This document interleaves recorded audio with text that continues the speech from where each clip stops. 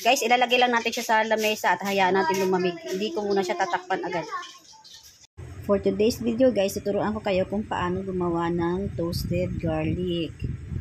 Una guys, painitin natin ang kawali na may mantika. So ayan guys, sa ngayon po ay hindi nyo lang siguro nakikita pero yan po ay bubbly na.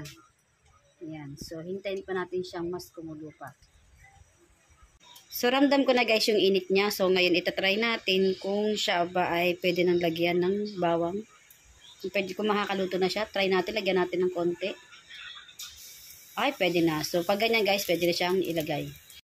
Sa paglalagay guys ng bawang is wag po nating biglain kasi maaari pong umapaw yung mantika habang ganyan po siya kababli o yung nagbubula-bula siya.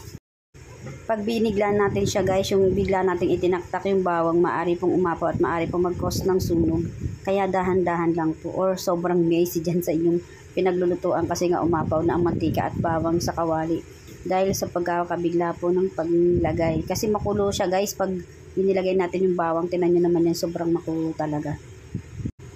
Huwag din po nating kalimutan na pahinaan po yung ating lingas ng apoy. Kasi nga po ang init na po nitong kawali, nitong mantika sa kawali ay talagang masusunog po agad ang inyong niluluto. Kaya kailangan antabay po sa apoy.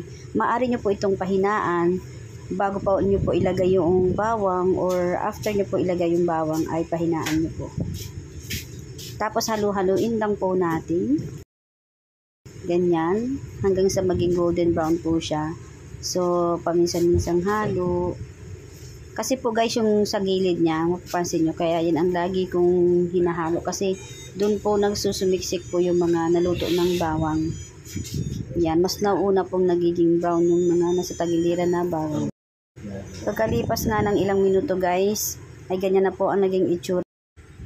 So dahil ma-brown na nga siya guys, continuous pa rin po natin siya haluin.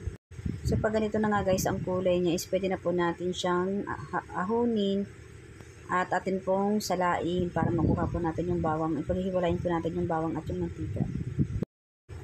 So ayan na nga guys, at sinala na po natin ng ating bawang at mantika ay ating ipinaghiwalay. So yan na lang guys ang natira dun sa bawang after niyang maluto. And yung mantika din po is kumunti. So siguraduhin lang natin guys na nakatulo na ang mga mantika sa baba. So yun na guys, luto na siya. After natin guys napatulo ang mantika dun sa strainer, so isasalin na natin guys siya sa malinis na garapon.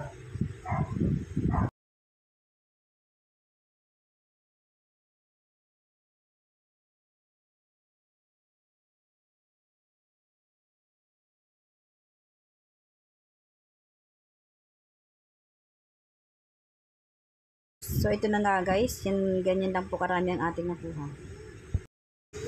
So iset aside lang natin siya guys hanggang siya po ay lumamig and pwede na po siyang gamitin.